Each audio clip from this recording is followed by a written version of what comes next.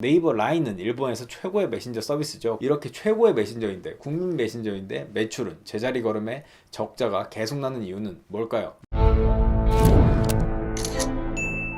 네이버 라인 그리고 소프트뱅크, 야후가 합병을 추진한다고 합니다. 무려 시총 3위 30조에 달하는 시총 네이버가 이 소식에 약 14% 폭등을 했습니다. 예전 같으면 상한가 직전인데요. 이렇게 큰 기업이 14%가량 오르는 경우 정말 흔치 않은데요. 과연 두 회사는 어떤 점에서 서로의 이해관계가 맞았는지, 그래서 합칠 생각을 하고 있는 건지 한번 알아볼까요? 저랑 별로 잘 안 어울리죠?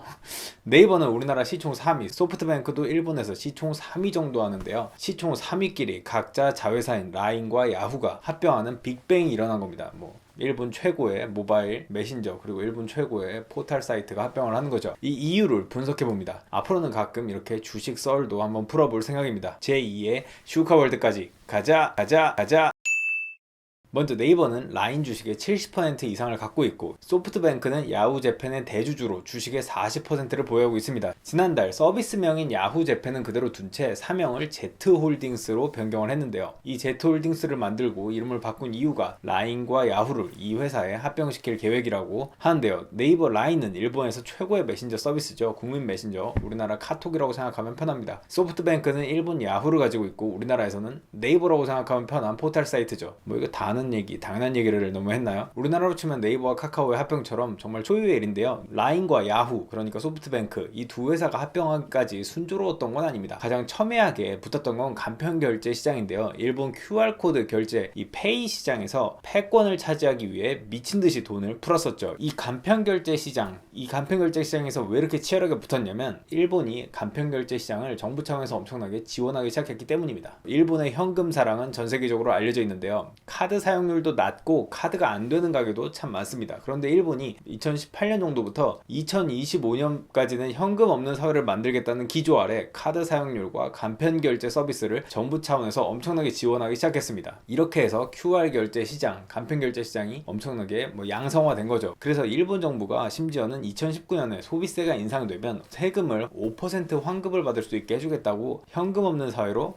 적극적으로 계속 푸시를 했습니다. 예전에 우리나라에서 카드 사용을 장려하기 위해서 여러 혜택을 주던 것과 비슷하죠. 그래서 시작된 게 작년 연말부터 간편결제 서비스 간에 정말 말 그대로 돈 푸는 전쟁이었죠. 2018년 12월 소프트뱅크의 서비스인 페이페이가 엄청난 돈을 뿌려 화제가 된 적이 있습니다. 어떤 상품을 사던 환급률 무려 20%, 그래서 아이패드를 사려고 줄을 사는 장관을 연출하기도 했습니다. 100만원짜리 상품을 페이페이로 사면 무조건 20%를 돌려주는 거죠. 확률에 따라서는 전액 다 돌려받을 수도 있었기 때문에 10분의 1 정도, 낮은 경우에는 20분의 1 정도면 전액 다 돌려받을 수 있었다고 해요. 그래서 이렇게 환급해준 돈이 무려 2주 만에 1000억까지만 이벤트를 하기로 했었기 때문에 2주 만에 거의 끝났습니다. 네이버 라인의 라인페이도 역시 질 수 없죠. 결제 금액의 20%의 페이백을 진행하기도 했습니다. 그 회사가 이렇게까지 돈을 풀면서 자기 회사 서비스를 사용하게 하려는 이유, 간단하죠. 일단 한번 사용하게 하면은 계속 그 서비스를 쓰게 하는 소위 락인 효과를 주기 위해서 이렇게 돈을 뿌리는 겁니다. 락인 효과는 예를 들어 지마켓 같은 경우에서 현재 스마일 클럽에 공을 들이면서 다른 쇼핑몰이 아닌 지마켓만 쓰게 만드는 것처럼 소비자가 한 번 쓴 회사는 옮기기 힘들다는 걸 말합니다. 이것도 당연한 얘기죠. 우리 회사로 묶어놓는다, 그래서 락인이라고 하는데요. 이렇게 묶기 위해서 두 회사가 엄청난 돈을 질러대면서 다른 페이 서비스도 있었는데 거의 다 떨어져 나갔습니다. 일본에 무슨 페이,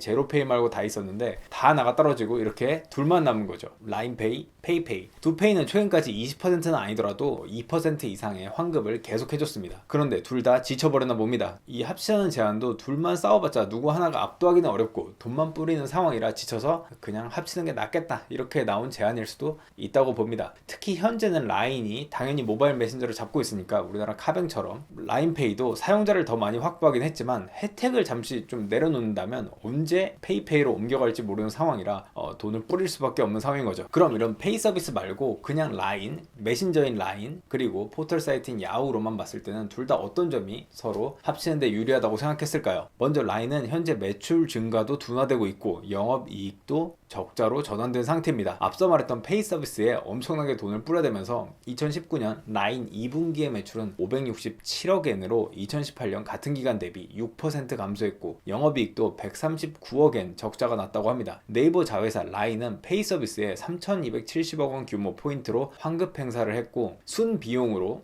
그러니까 그걸로 어느 정도 얻은 이득 빼고 정말 돈을 태웠던 것만 잡힌 게 650억 원 정도로 추정된다고 합니다. 라인은 1분기에도 79억 엔, 약 우리 돈 850억 원 정도 손실이 난 바 있습니다. 이렇게 최고의 메신저인데, 국민 메신저인데 매출은 제자리 걸음에 적자가 계속 나는 이유는 뭘까요? 페이 서비스로 많이 태운다고 하더라도 다른 사업 하면은 흑자가 나야 되는데 적자가 계속 나는 이유는 뭘까요? 일본 사정을 잘 아는 분은 이런 말을 하더라고요. 우리나라는 카카오톡으로 대리기사 서비스도 만들고 택시 서비스도 만들고 여러가지 서비스를 만들어서 확장이 가능하지만 일본 사람들은 쓰던 것만 계속 쓰는 게 굉장히 강하기 때문에 마치 현금을 계속 썼던 것처럼 그 익숙한 것만 쓰던 습관 때문에 기존 업체가 꽉 잡고 있고 그걸 바꾸기가 너무 어렵다. 그래서 라인으로 뭔가 새로운 서비스를 내고 매출을 일으키기가 너무 어려울 것이다 라고 말했습니다. 그래서 라인은 이모티콘하고 웹툰 외에 매출 만들기가 어려운 상황이 라고 평가했는데요.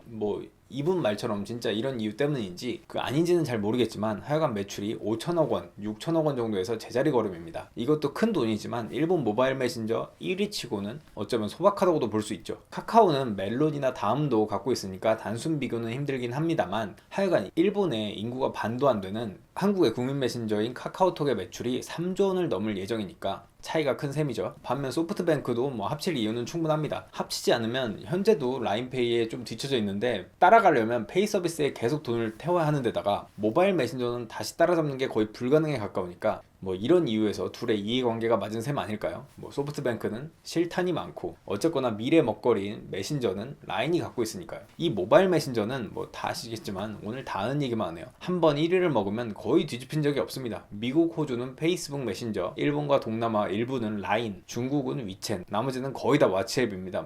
소수, 바이버 이런 게 있는데 거의 진짜 너무 작고 야후 측에서도 어쨌거나 모바일 메신저 시장이 탐낼 수밖에 없었을 텐데요. 당장은 돈이 안 되더라도 이 시장을 놓고 갈 수는 없으니까요. 그리고 손정희 회장님 스타일이 적자 난다고 안 살 뿐도 아니고 라인 적자야 몇백억 수준인데 귀염둥이 수준이죠. 이번에 위워크 적자 난 거 보세요. 몇 조 단위로 적자 나는데도 더 물을 막 심하게 계속 타고 있습니다. 진짜 묻고 더블로 가해 전형적인 모습을 보여주고 있는데 이거 몇백억 적자 났다고 해서 이거 가지고 이걸 신경 쓸 분은 아닌 것 같아요. 이제 근데 둘이 정말 합친다면 어떤 일이 일어날까요? 시너지가 엄청나지 않을까? 다들 생각하는 것처럼 시너지는 엄청날 것 같습니다. 일단 페이 서비스에 돈 태우는 건 둘 다 그만해도 될 것 같습니다. 일단 합쳐지겠죠? 페이페이와 라인페이가. 아니면 아예 혜택을 없애진 않더라도 혜택을 대폭 낮춰도 되겠죠. 이미 시장의 절대적인 지배자가 될 거니까요. 가장 강한 경쟁자가 우리 편이 되었으니까 더 이상 혜택을 이렇게까지 뿌릴 필요는 없겠죠. 그 다음은 아마 라인, 이 모바일 메신저를 슈퍼 앱으로 만들 가능성이 높을 것 같습니다. 슈퍼 앱은 위챗 같은 앱을 말하는데요. 앱 하나로 모든 걸 할 수 있는, 그러니까 위챗 같은 경우 모바일 메신저부터 쇼핑, 거래, 게임 다 할 수 있는 앱이라서 이렇게 슈퍼 앱이라고 부르는데요. 라인도 아마 야후와 합병하면서 모든 걸 다 할 수 있는 슈퍼 앱을 꿈꾸지 않을까요? PC나 웹 환경인 야후 사용자 5천만 명과 모바일 메신저 라인 사용자 8천만 명이 확보됐으니까 모바일과 PC 등 모든 비즈니스에 진출할 수 있고 그 실타이나 뒷배는 야후나 소프트뱅크가 될 가능성이 높지 않을까요? 특히 소프트뱅크가 보유한 비전 펀드의 별별 AI, IT 기업이 많은데요. 이 기업들과 어떤 시너지를 낼지는 현재로서는 알 수 없지만 추측은 해볼 수 있죠. 소뱅이 갖고 있는 우버가 네이버 라인 위에서 돌아가거나 혹은 동남아에서는 라인 위에서 그랩이 돌아가거나 동남아판 우버가 그랩이에요. 그럴 수도 있는 거죠. 그래서 네이버 주식이 단 하루 만에 14% 가까이 오른 거 아닐까요? 지금은 단순히 일본 1위 국민 메신저, 모바일 메신저를 보유한 네이버지만 얼마 뒤에는 일본 1위의 슈퍼앱을 보유한 네이버라고 될 수도 있으니까요. 정상적이고 건전한 이야기를 하니까 이게 무슨 일인가 어리둥절하실 분도 있겠지만 앞으로는 가끔씩 이렇게 주식 이야기, 기업 이야기, 비즈니스 이야기도 해볼 생각입니다. 앞서 말했듯 제2의 슈카까지 가보자 한번, 이런 각오로다가 아무도 안 보겠지만 뭐 혼자만의 싸움 계속 해보겠습니다. 물론 주식은 아무도 알 수 없는 영역이기 때문에 시장은 이번 합병을 이렇게 생각할 수도 있습니다. 네이버가 기존에는 일본 국민 메신저를 가지고 있으니까 뭐 다 될 거라고 생각했는데 되는 건 없고 결국 안 돼서 합치는 거라고 생각할 수도 있겠죠. 만약에 라인이 정말 그렇게 잘 나갔다면 굳이 합칠 필요가 어딨어 라고 생각할 수도 있는 겁니다. 지금은 합병 기대감에 뛰었지만 오히려 위기라고 판단하면 주가가 내리 꽂을 수도 있는 거죠. 뭐 저는 그렇게 그 가능성은 높게 보지는 않습니다만 뭐 이것도 시장이 곧 판단하지 않을까요? 여기까지 하겠습니다. 오늘 참 건전한 얘기 어땠나요? 댓글 남겨주세요. 저도 어색해요. 끝. 오랜만에 약간 화면을 좀 바꿔봤는데 가끔 외부 촬영도 하고 이래야 되는데 참